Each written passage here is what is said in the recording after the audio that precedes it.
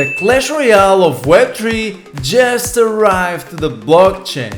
Actually, the developers of this game we're going to cover in today's video claim to be the founders of Clash of Clans.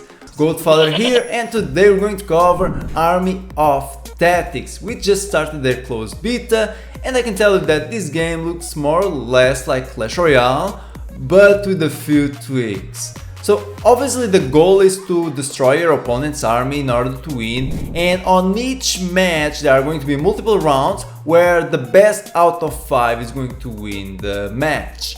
So in order to defeat your opponent, you're going to need to summon units to the board, and every time you summon a unit or a group of units, you're going to spend mana. But here's the catch.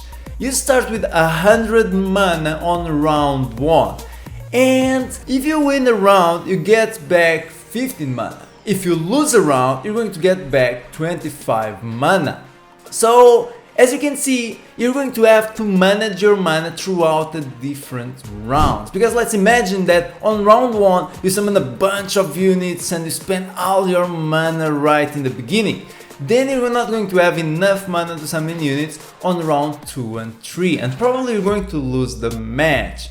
So managing your mana is one of the many skills that you're going to have to master in order to become a good Army of Tactics player. Then there's another mechanic that I think that it's really interesting. So in the beginning of a round, you're going to have a limited time to summon your units to the board before the battle actually starts. And if you actually summon your units fast, you're going to have 100% health buff on those units, and that will decrease over time. And that's a mechanic that will apply constant pressure on you and on your opponent to summon units fast.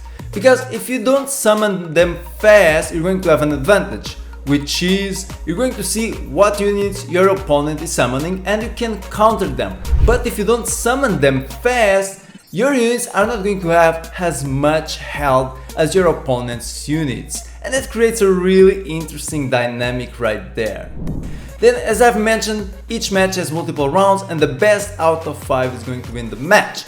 And if you win the match, you're going to get a chest which will contain coins and cards. So coins and cards are what you use to upgrade your units. So let's imagine that you want to upgrade your pikeman to level 2. Then you're going to need a bunch of pikeman cards and some gold coins to do that. And in the next match, your pikemen are going to be stronger and they're going to have exactly the same mana cost as they did before.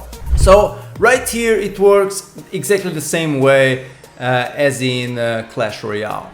Then, as you guys know, I cover mostly Web3 games, and Army of Tactics is no exception. This is a blockchain game.